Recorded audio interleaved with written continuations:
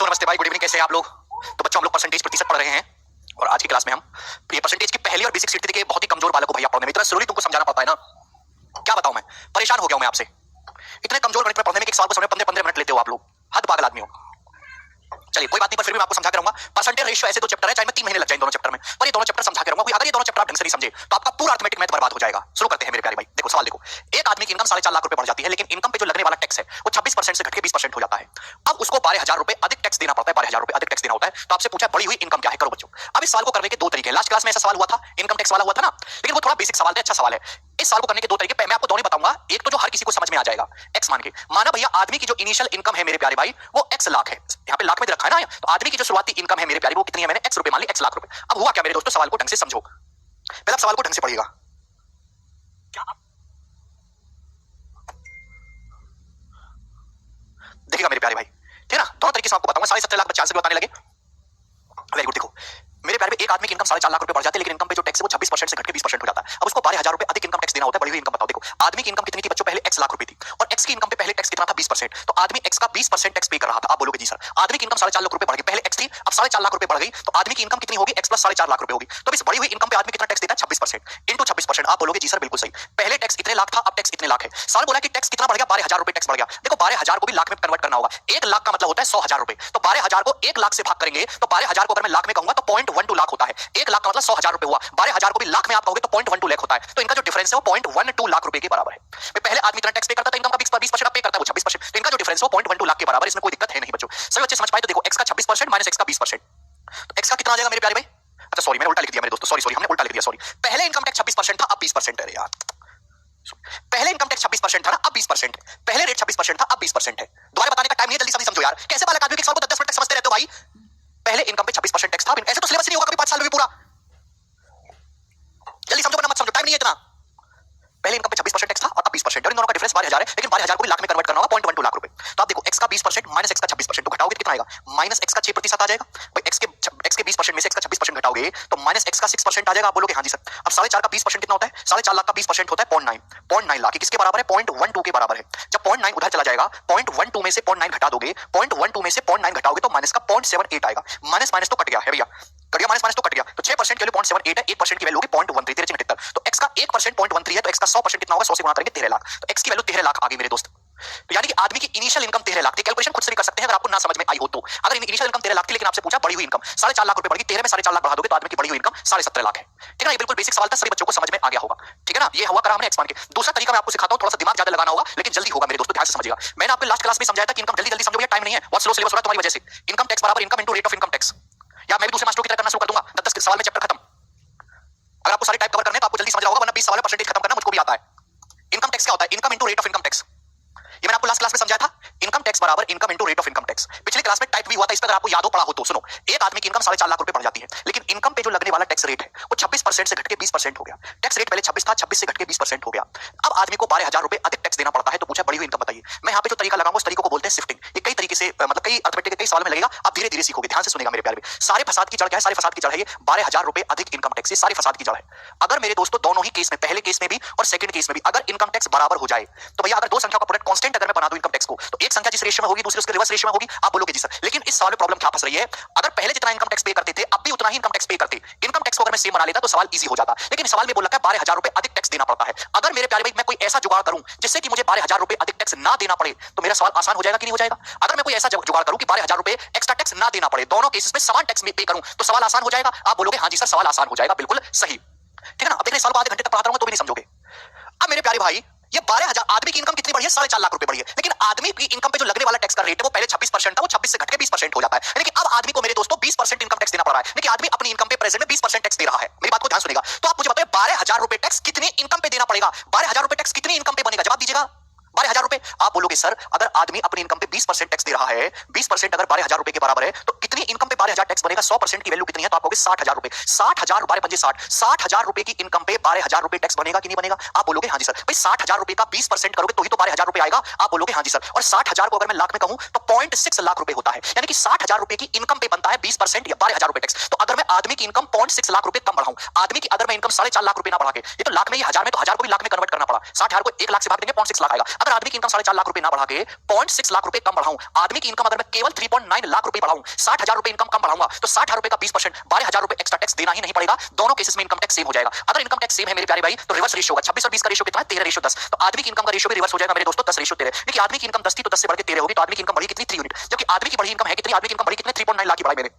3 unit के लिए 3.9 लाख है, 1.3 गुना, 10 यूनिट की वैल्यू भी 1.3 गुना है, 13 लाख। यानी कि आदमी की इनिशियल इनकम 13 लाख रुपए आ गई। अगर आपसे आदमी की इनकम इनिशियल इनकम पूछी होती तो 13 लाख रुपए आ जाता। पूछा है बढ़ी हुई इनकम, शुरुआती इनकम आदमी की 13 लाख थी, इनकम 4.5 लाख रुपए बढ़ी, तो आदमी की बढ़ी हुई इनकम क्या है? 13 में 4.5 ऐड करेंगे 17.5 लाख। ये इस सवाल का तरीका रेशियो से सभी को समझ में आया होगा। जिसको ना समझ में आया अभी छोड़ दो, 15-20 दिन बाद अपने आप समझ में आ जाएगा। रिवर्स कैसे करते एक बार रिपीट करिए भैया, कई बार रिपीट कर चुका, मेरा रिपीट करने का कोई मन नहीं है। आगे चलेंगे हम नेक्स्ट सवाल की तरफ। अगला क्वेश्चन, नेक्स्ट टाइप तो यही है इनकम टैक्स वाला ही, लेकिन उसमें अलग अलग तरीके के सवाल है। अमित तेरे समझ धीरे धीरे नहीं बता सकता मैं, एक सवाल पे 15 मिनट नहीं खराब कर सकता, एक सवाल में 15 मिनट नहीं दे सकता। चाहे तुम्हारी समझ में आए या ना आए, तुम जिंदा रहो या मर जाओ, कोई फर्क नहीं पड़ता, मुझे बच्चों का सिलेबस भी निपटाना है। दिमाग को तेज करो थोड़ा सा, नहीं है तो 1-1.5 महीने बाद अपने आप सीख जाओगे। करो दोस्तों।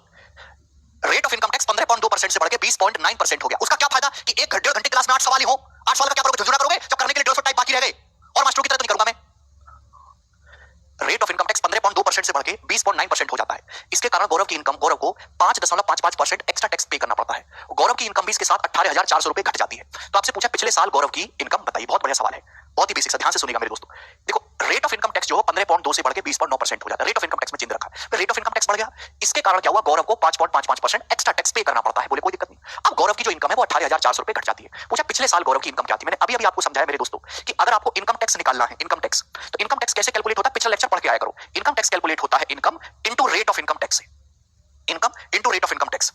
आप तो ये चाहते हो कि सारे टाइप भी कवर हो जाए, मैं 250 सवाल भी करवा दूं और 1.5 घंटे में 8 ही सवाल हो, सिलेबस भी 5 महीने में निपट जाए, प्रीवियस भी करवा दूं, नए सवाल भी करवा दूं, सारे एग्जामों के करवा दूं, एसएससी के साथ साथ थोड़ा बैंक भी पढ़ा दूं, स्टेट भी पढ़ा दूं। ऐसा कैसे? कोई भगवान तो हूं नहीं मैं, सारा काम मैं ही करूंगा, आप सहयोगी नहीं दोगे अपना। ये मैंने आपको समझाया था, इनकम टैक्स बराबर income into rate of income tax. सबसे पहले सवाल में ये देखा करो कि सवाल में पूछा क्या है। सवाल में आपसे इनकम के बारे में पूछा, क्या पूछा? सवाल में आपसे आदमी की इनकम के बारे में पूछा है। आदमी की इनकम निकलेगी कैसे भाई? ये क्या दिया आपको? इनकम टैक्स में चेंज दिया है, आपको रेट ऑफ इनकम टैक्स में चेंज दिया। अगर मुझे आदमी की इनकम का रेशियो निकालना है तो क्या करना होगा? ये बटे में आएगा। इनकम टैक्स के रेशियो को रेट ऑफ इनकम टैक्स के रेशियो से भाग देना पड़ेगा, डिवाइड करना पड़ेगा। आप बोलोगे जी सर बिल्कुल सही।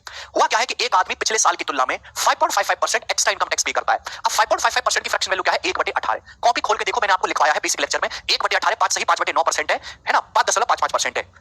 इसलिए मैं बार-बार लिख देता हूं चीजों को जिससे आपको धीरे-धीरे याद हो जाए। तो आदमी का जो इनकम टैक्स है वो 1/18 बढ़ गया, पिछले साल की तुलना में 5.55% एक्स्ट्रा टैक्स पे किया है। मतलब पिछले साल अगर उसने 18 रुपए पे किया था टैक्स, तो इस साल उसने 1 ज्यादा 19 रुपए पे किया है। तो टैक्स मेरे दोस्तों इस रेशियो में चेंज हुआ। अगर मैं बात करूं रेट ऑफ इनकम टैक्स, आयकर की जो दर है वो किस रेशियो में चेंज हुई? पहले टैक्स रेट 15.2% था, 20.9% हो गया। किस रेशियो में मेरे प्यारे भाई? आप बताओ, रेशियो ले लो, 19 से जा रहा है। 19 8 152, 19 से कम 19 11, 19 से कम 19, 8 ratio 11। Rate of income tax 8 ratio 11 के रेशियो में मेरे दोस्तों चेंज हुआ। आप बोलोगे जी सर, तो आदमी की इनकम का रेशियो क्या रहा होगा? अभी मैंने समझाया, अगर आपको आदमी की इनकम का रेशियो निकालना है तो ये चीज गुणा में उधर जाके बटे में जाएगी। इनकम टैक्स के रेशियो को रेट के रेशियो से भाग करना है। तो दो रेशियो को भाग करने का डायरेक्ट तरीका मैंने आपको सिखाया कि ऐसे क्रॉस मल्टीप्लाई कर दो। क्रॉस मल्टीप्लाई याद है कि भूल गए होगे, याद तुमको ज्यादा कुछ रहता नहीं, गधा दिमाग है तुम्हारा। 18 11 रेशियो 19 8। आप बोलोगे जी सर ये होगा? अब इसमें भी डाउट आएगा कि बताओ कैसे हुआ? अरे मैं आपको जब 10 बार कोई चीज बता चुका हूं तो बार-बार क्यों पूछते हो? जब भी दो रेशियो को भाग देना होता है तो आसान तरीका क्रॉस मल्टीप्लाई कर दो। ठीक है, 2 से काट लेंगे, 2 चौक 8 और ये 2 निम्मा 11, और तो कुछ कटेगा नहीं। 11 99 99 रेशियो 19 चौक 76। यानी कि आदमी की इनकम का जो रेशियो होगा वो बच्चों 99 रेशियो 76 होगा। यानी कि आदमी की पिछले साल इनकम 99 थी, तब उसकी इनकम 76 हो गई। ये देखो 1/18 टैक्स बढ़ा है सिर्फ भाई, 1/18 पहले 18 था, टैक्स 1 बढ़ के 19 हो गया। आपसे पूछा गौरव की पिछले साल तनख्वाह, गौरव की पिछले साल इनकम 99 थी, 99 से घट के 76 हो गई, तो गौरव की इनकम कितनी घटी? 23। जबकि सवाल के अकॉर्डिंग गौरव की इनकम घटी कितनी? 18,400 रुपए। तो 23 यूनिट की वैल्यू जो है बच्चों 18,400 रुपए, कितने गुना? 800 गुना। 800 गुना है 23 8 184, 23 का पड़ा याद है। तो पिछले साल गौरव की इनकम कितनी थी? 99 यूनिट। तो 99 की वैल्यू भी बच्चों 800 गुना आ जाएगी। अब जल्दी कैसे गुणा करेंगे? एंड में डबल जीरो आएगा, 8 72 फिर 2 आएगा। और देखो 99 को आप लिख सकते हो 100 - 1, यानी कि 80,000 से 800 रुपए कमाएगा। ये ऑप्शन करेक्ट है, ए ऑप्शन इसका उत्तर है। बहुत बेसिक सवाल था।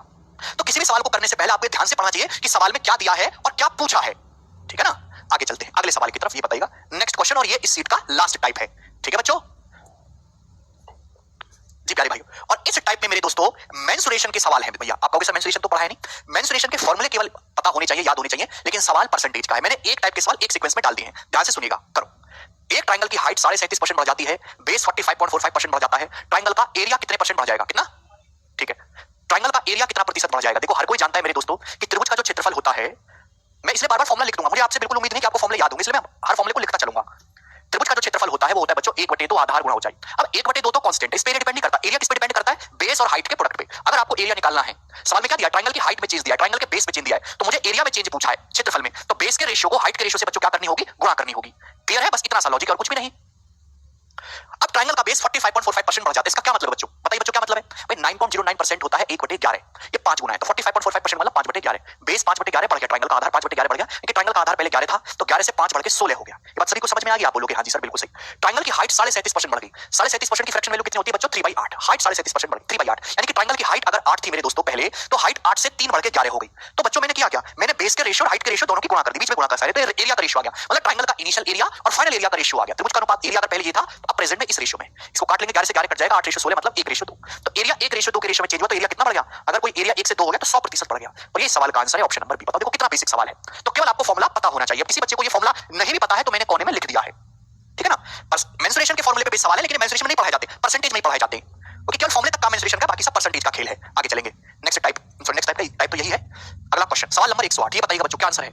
बहुत ही बढ़िया सवाल आपसे पूछा गया, करो, बहुत बढ़िया सवाल, लेटेस्ट क्वेश्चन है मेरे प्यारे भाई, अभी आपके पेपर में आया है, 2021 की सीएसएल में सवाल आया था। मैं आपसे जानना चाहूंगा कि सवाल का आंसर क्या होगा, बनाओ सवाल पढ़ के पूरा। एक ट्रायंगल का आधार 40% बढ़ाया गया, इसकी हाइट को कितने प्रतिशत बढ़ाया जाना चाहिए जिससे कि एरिया 60% बढ़ जाए, जिससे कि एरिया में 60% की वृद्धि हो जाए। हालांकि बाद में जब मैं आपको सक्सेसिव पढ़ा दूंगा तो इस सवाल के करने का तरीका कुछ और सिखाऊंगा मैं आपको, अप्रोच, लेकिन अभी के लिए जो है हम रेशियो से मैं आपको सिखा रहा हूं। अभी मैंने आपको समझाया कि ट्रायंगल का जो एरिया होता है एरिया क्या होता है त्रिभुज का, 1/2 आधार गुणा होता है। साल में ट्रायंगल के आधार में चेंज दिया है, एरिया में चेंज दिया है, पूछा हाइट में, तो अगर मैं एरिया के रेशियो को बेस के रेशियो से भाग दूंगा तो किसका रेशियो आएगा? हाइट का रेशियो आएगा कि नहीं आएगा? भैया अगर मैं एरिया को बेस से भाग दे दूंगा तो किसका रेशियो आएगा? हाइट का रेशियो आ जाएगा। बस बात सवाल है, अब सवाल खत्म, इसमें कुछ है नहीं भाई। एक ट्रायंगल का बेस 40% बढ़ाया जाता है, एरिया 60% बढ़ जाता है। 60% मतलब 3/5, एरिया अगर 5 था तो 5 से बढ़ के 8 हो गया। जबकि त्रिभुज का आधार कितना बढ़ा? 40%, 40% मतलब 2/5। अगर ट्रायंगल का आधार 5 था पहले, तो 5 से बढ़ के मेरे दोस्तों कितना हो गया? 7 हो गया। तो इन दोनों को डिवाइड करेंगे। अब जैसे ही आप डिवाइड करोगे एरिया के रेशियो को बेस के रेशियो से, तो 5 से 5 कट जाएगा, 1:8/7, 7:8 आएगा, क्योंकि ट्रायंगल की जो हाइट है वो 7 से बढ़ के 8 हो जाएगी, कितना बढ़ेगी? 1/7। तो त्रिभुज की ऊंचाई को 1/7 बढ़ाना होगा, और 1/7 कितना होता है? एप्रोक्स 14.2, 14.28% के नजदीक। ए ऑप्शन इसका आंसर है, बात समाप्त। इससे बेहतरीन कुछ है ही नहीं मेरे प्यारे भाई। अगला सवाल, सवाल नंबर स्टूडेंट यहां पर 109, ये करो, क्या उत्तर है? 40% जागृति होता है 2/5, 2/5 बढ़ाने का मतलब 5 से 5 को 2 बढ़ा दो 7। बेसिक लेक्चर बार बार पढ़ते रहो आप, 2-3 साल तक पहला बेसिक लेक्चर पढ़ो, उसके बाद आप कुछ लायक होगे फिर सवाल करना।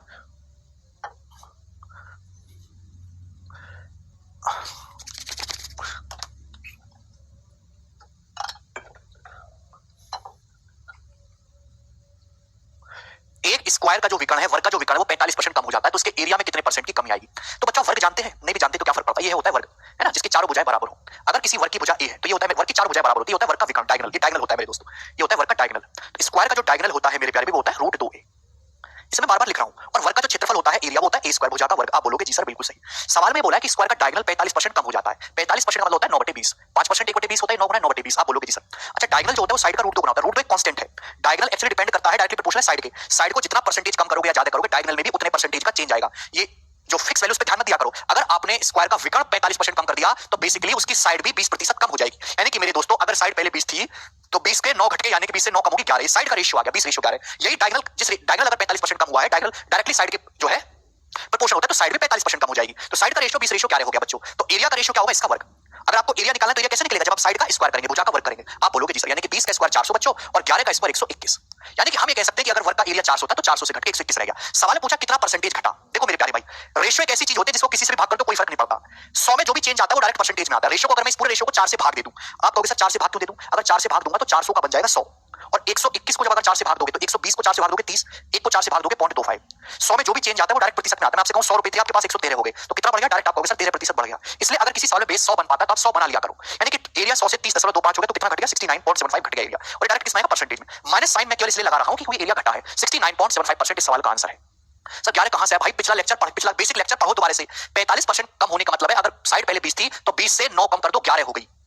कब तक मैं आपको ये बातें बार बार बताता रहूंगा भाई? जानवर हो क्या है? इतने में तो शेर भी ट्रेन हो जाता है भाई। अगला सवाल करो, बंदर भी इतने ट्रेन हो जाता है सर्कस का।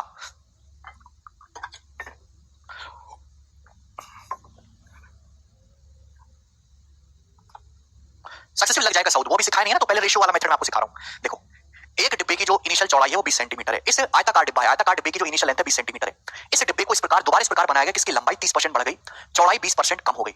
अगर एरिया 100 सेंटीमीटर स्क्वायर बढ़ा है तो आपसे पूछा डिब्बे का नया एरिया क्या होगा। अब जैसे ये सवाल पढ़ोगे, अगर आप एक समझदार बालक है, थोड़ा दिमाग लगाना जानते हैं, तो देखते सवाल का आंसर बताओगे 2600, बिना कलम उठाए, बिना कुछ एक भी डॉट लगाए। कुछ बच्चे कहेंगे कैसे? बच्चों देखो ये होता है आयत। आयत, अगर किसी आयत की लंबाई L है और इसकी चौड़ाई भी है। तो आयत का क्षेत्रफल होता है बच्चों लंबाई गुणा चौड़ाई। ये आयत का क्षेत्रफल होता है, लंबाई गुणा चौड़ाई, बीच में गुणा का साइन है। बोला है एक आयत का डिब्बा है जिसकी आरंभिक चौड़ाई 20 सेंटीमीटर है। सीपीओ का सवाल है, ये लाइन जो शुरू किया केवल आपको कंफ्यूज करने के लिए दी है, इसका आपके सवाल से कोई लेना देना नहीं है सॉल्यूशन से, बस इसलिए एग्जामिनर दे देता है जिससे कि बच्चे उसमें उलझे रहे और अपना टाइम बर्बाद करते रहे। एक आयत की लंबाई 30% बढ़ गई, 30% का मतलब होता है 3/10। 3/10 बढ़ने का मतलब लंबाई अगर 10 थी तो 10 से 3 बढ़ के 13 हो गई, ये मतलब होता है 30% बढ़ने का।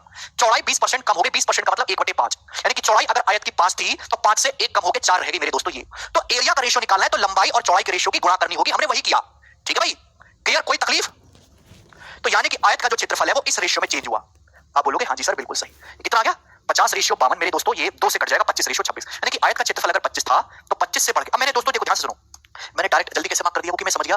आपसे क्या पूछा सवाल? डिब्बे का नया क्षेत्रफल आपसे पूछा था। अच्छा लंबाई को 30% बढ़ाओगे, 30% का मतलब होता है 10 से 13, तो नए क्षेत्रफल में जो भी आएगा 13 एक प्राइम नंबर है, 13 से कटने वाला होगा, नए क्षेत्रफल में तो 13 आएगा ना, 13 से कटने वाला एक ही ऑप्शन था, इसलिए मैंने जल्दी से कर दिया इसको ऑप्शन से। अगर सॉल्व करना है तो भैया 2 से कट रहा है, 2 से काट लो, 25 आ गया मेरे दोस्तों, और ये आपका 26 आ गया। 2 से कट रहा है ना, यानी कि एरिया 25 था तो 25 से 26 हो गया बच्चों। एरिया बढ़ा कितना? 1 यूनिट। सवाल के अकॉर्डिंग एरिया बढ़ा कितना? आयत के डिब्बे का 100 सेंटीमीटर स्क्वायर। अगर 1 यूनिट की वैल्यू 100 है तो आपसे पूछा नया क्षेत्रफल है 26, तो 26 की वैल्यू होगी 26 गुणा 100, 2600 सेंटीमीटर स्क्वायर। ये सवाल का आंसर है, खत्म।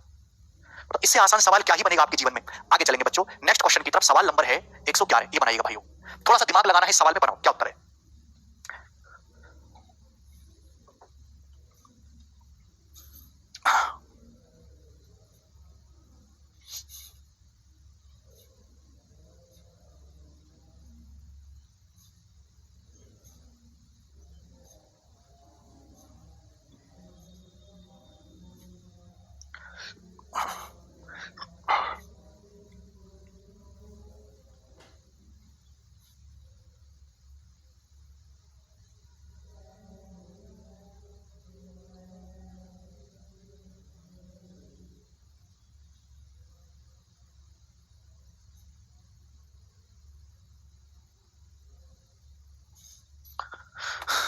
जी बनाइएगा।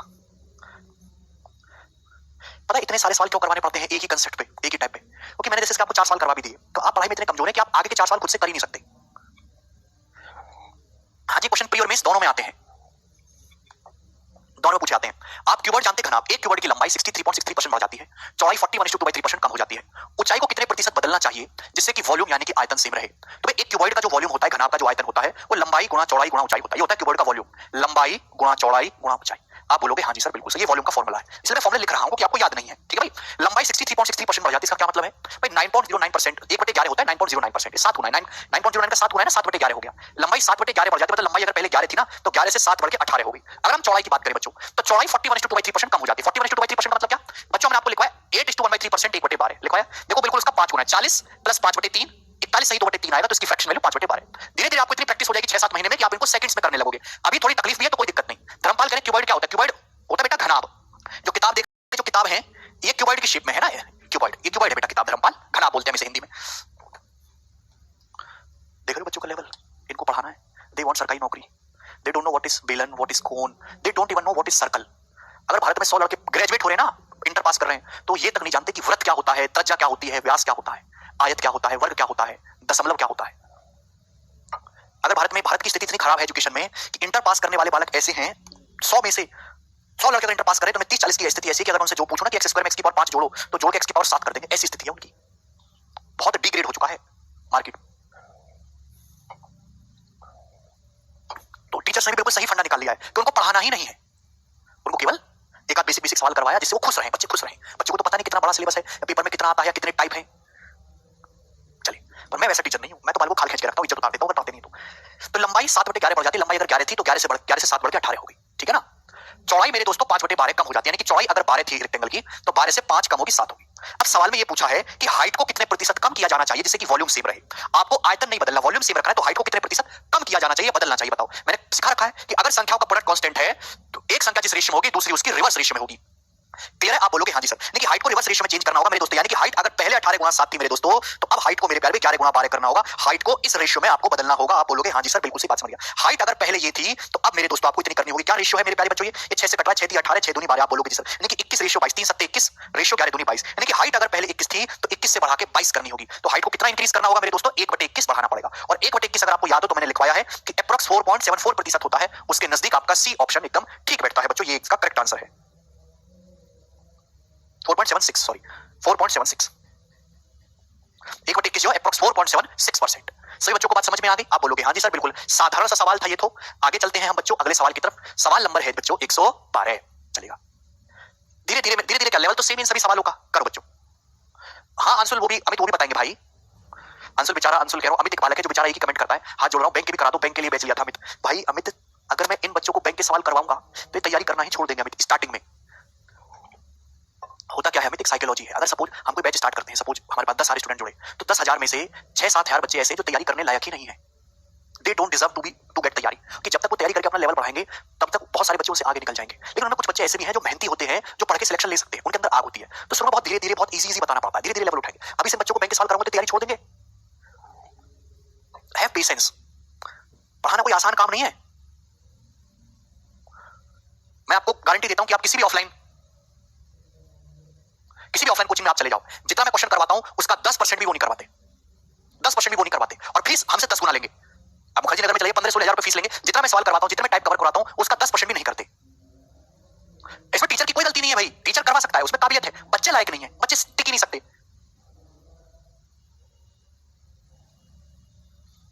जी। अब जैसे ये सवाल देखो, क्या आप इसको कर पाए?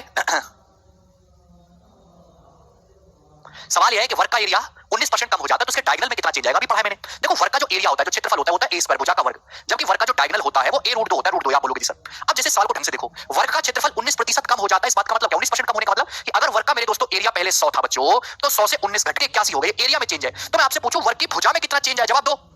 वर्ग की भुजा में कितना चेंज आया? जवाब दीजिएगा। तो आप कहोगे सर वर्ग का जो क्षेत्रफल होता है ना, भुजा का स्क्वायर होता है, वर्ग का जो एरिया होता है वो मैंने अभी समझा साइड का स्क्वायर, और आपको एरिया का रेशियो दिया है। अगर मुझे साइड का रेशियो निकालना है तो क्या मैं एरिया के रेशियो का अंडर रूट नहीं लूंगा? एरिया का अंडर रूट लूंगा तो साइड का रेशियो नहीं आ जाएगा। अभी एरिया का आप अंडर रूट लोगे तो 100 का अंडर रूट 10, 81 का अंडर रूट 9, तो साइड का रेशियो मेरे दोस्तों 10 रेशियो 9 आ गया।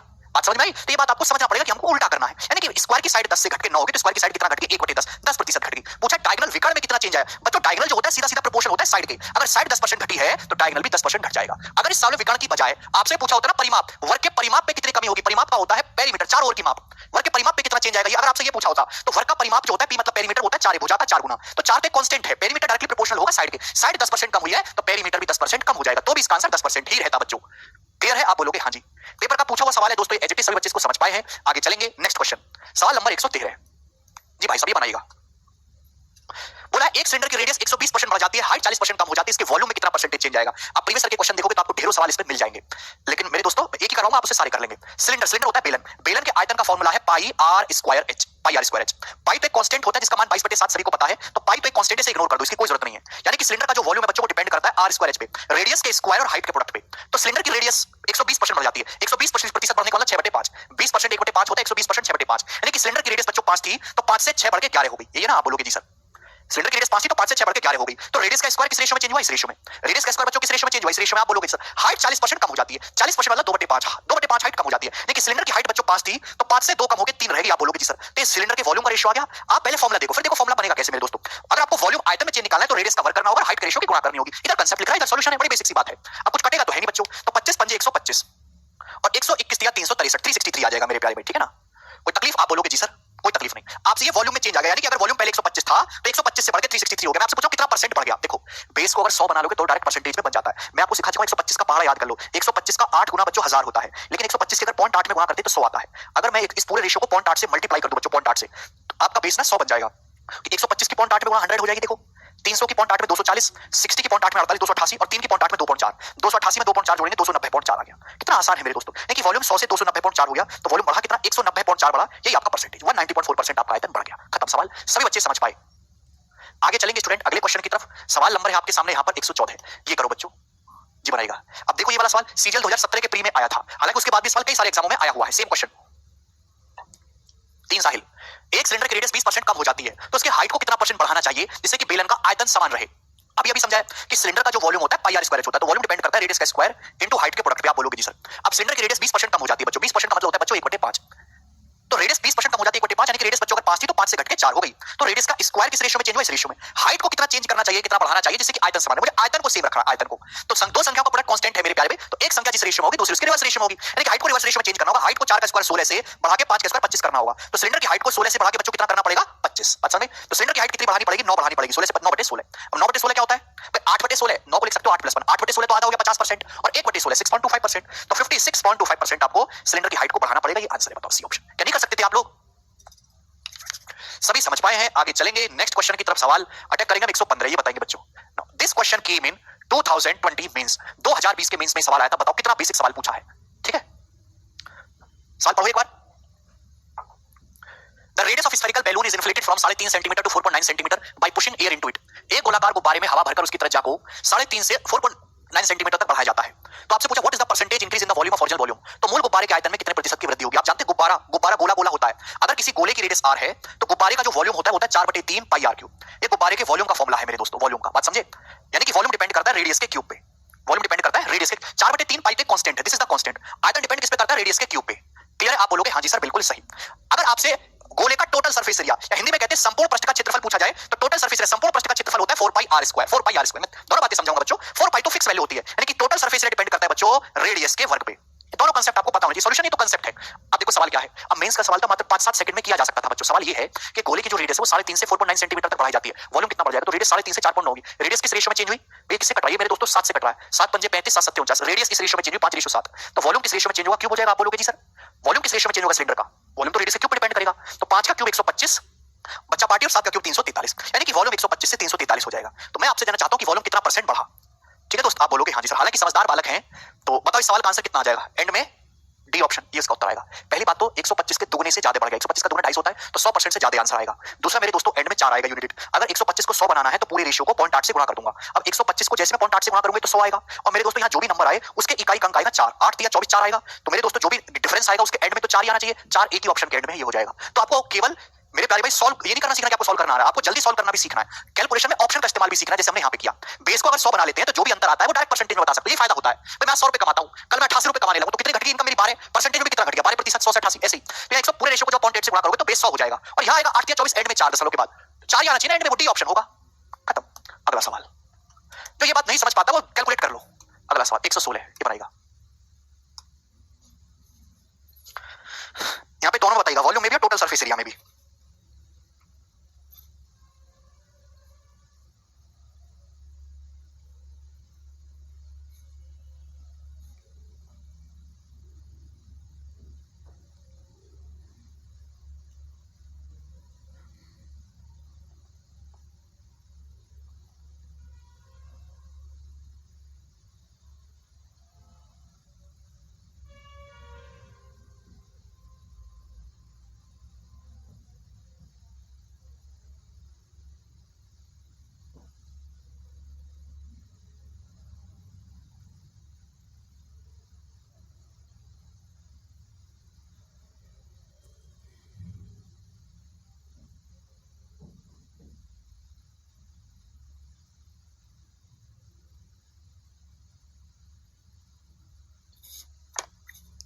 आया?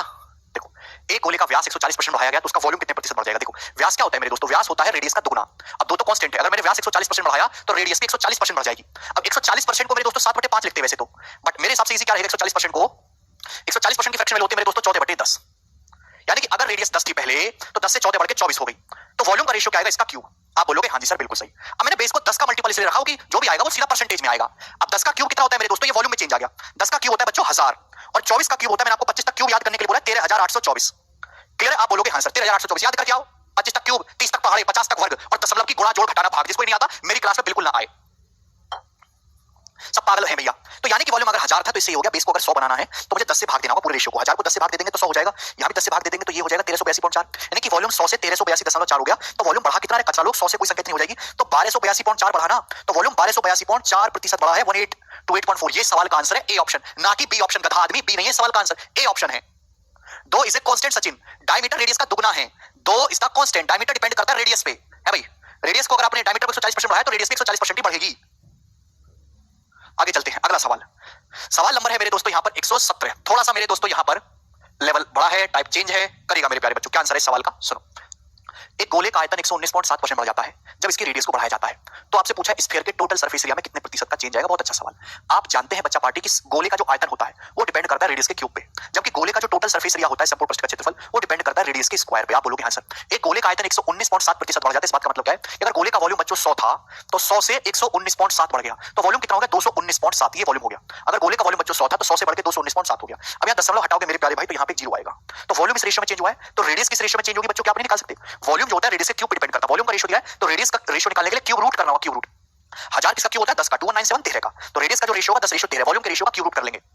हिंदी में एकदम सही टाइप है, ठीक है ना? अब आप मुझे बताओ टोटल सरफेस एरिया का रेशियो क्या होगा? टोटल सरफेस एरिया का रेशियो जो होता है वो रेडियस का स्क्वायर होगा। भाई 10 का स्क्वायर 100 और 13 का स्क्वायर 169, यानी कि स्फीयर का सरफेस एरिया 100 था तो 100 से बढ़ के 169 हो जाएगा। तो सरफेस एरिया कितना बढ़ जाएगा? 69%। और ये सवाल का आंसर है बी ऑप्शन करेक्ट है। 2197 नहीं समझा भूपेंद्र? भूपेंद्र भाई वॉल्यूम 119.7% बढ़ने वाला, वॉल्यूम 100 था। अब 100 को 119.7 बढ़ाओगे तो ऐड करने पर 219.7 ही तो हो जाएगा, ठीक है ना बच्चों? आगे चलते हैं नेक्स्ट। अगला सवाल है भाई सवाल नंबर 118, ये करिएगा बच्चों। This is one of the fantastic question. बनाइए, दो क्वेश्चन है इस टाइप के, जल्दी जल्दी करो।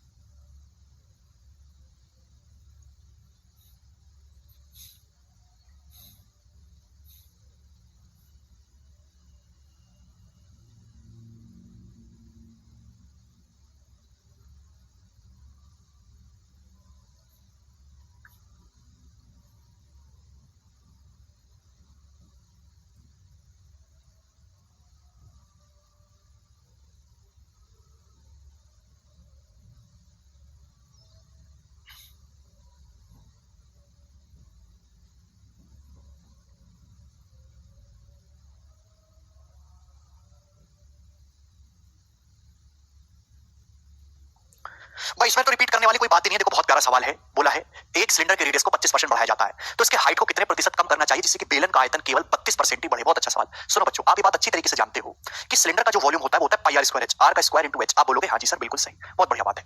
अब यहाँ पे सिलेंडर के रेडियस को बढ़ाया जाता है पर हाइट को इस प्रकार से कम कर देते कि वॉल्यूम केवल 32% ही बढ़े। तो हाइट को कितना कम करना पड़ेगा? तो अगर मुझे हाइट का रेशियो निकालना है तो रेडियस स्क्वायर को बटे में लाना होगा, तो वॉल्यूम के रेशियो को रेडियस स्क्वायर के रेशियो से भाग देना होगा। बड़ा सिंपल सा सवाल है। वॉल्यूम मेरे दोस्तों सिलेंडर का 32% ही बढ़ना चाहिए। 32% मतलब कितना होता है? 8/25। आप बोलोगे हाँ जी सर, नहीं कि वॉल्यूम अगर 25 था तो 25 से बढ़ के 33 हो गया। रेडियस का स्क्वायर किस रेशियो में चेंज हुआ? रेडियस बढ़ गई 25% यानी कि 1/4।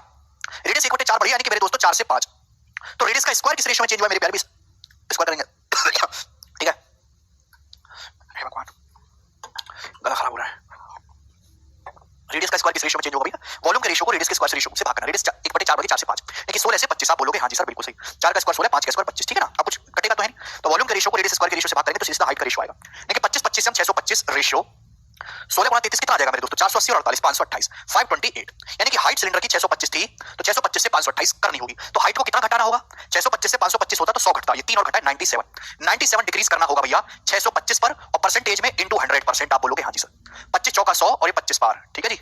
अब बताओ देखो 25 से भाग करने का आसान तरीका क्या है? 100 बना सकते हो। अगर आप ऊपर नीचे 4 से गुणा कर दो मेरे दोस्तों तो 25 चौका 100 हो जाता है, यानी कि 97 गुणा 4 चौक 16 0.16%। तो एंड में आएगा 2, 7 42 एंड में 2 आएगा, ये करेक्ट है। 15.52%। रेशियो को भाग करने का आसान तरीका है संजू, ये तिरछी गुणा। 25 से भाग करने का तरीका आसान है कि ऊपर नीचे 4 से गुणा कर दो। 4 से ऊपर नीचे गुणा करते तो नीचे 100 बन जाता है और 100 बन जाने वाला केवल 2 दशमलव ही तो लगाना होता है। खत्म। लास्ट क्वेश्चन करेंगे मेरे दोस्तों इस शीट का, जल्दी से आप मुझे जवाब देंगे। 119 ये बनाइएगा बच्चों, इसका क्या आंसर है और कौन इसका मुझे जवाब देगा?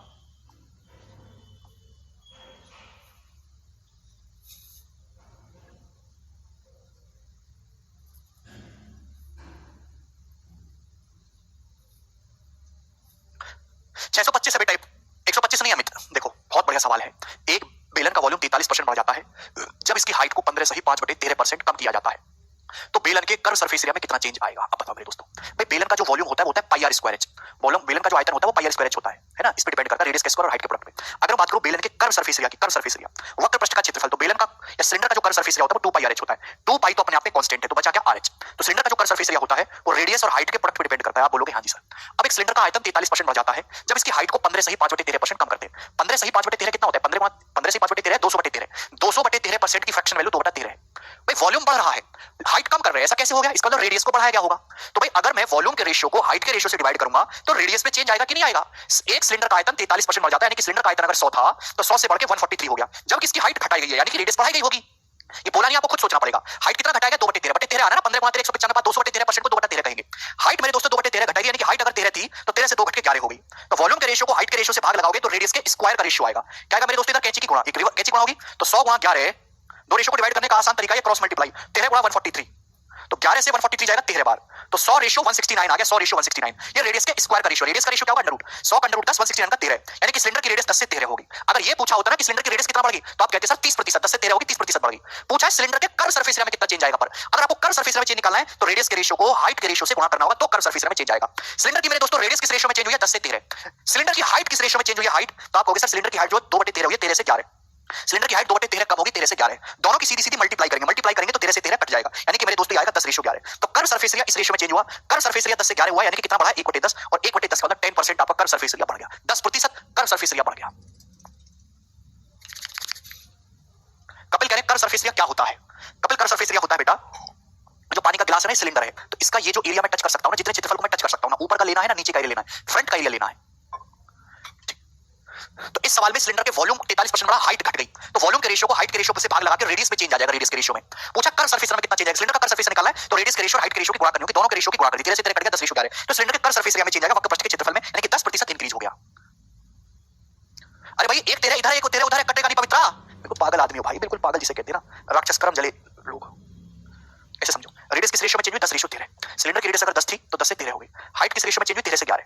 सिलेंडर की हाइट अगर 13 थी कचरा लोग तो 13 से घट के 11 हो गई, तो रेडियस के रेशियो की हाइट के रेशियो से गुणा कर दिए तो कर्व सरफेस एरिया आएगा। ऐसे लिखो चाहे वैसे लिखो, बात तो एक है, 13 से 13 कट गया, 10 से 11 कर्व सरफेस एरिया बढ़ा 10%। ठीक है ना, रिपीट करके देखिएगा, घर से ज्यादा का मेरे दोस्तों है नहीं, आसान। ठीक है, आज इतना ही छोड़ते हैं, शायद तुम बर्दाश्त नहीं कर पाओगे, वैसे भी मंडे है आज, बाकी कल बाय।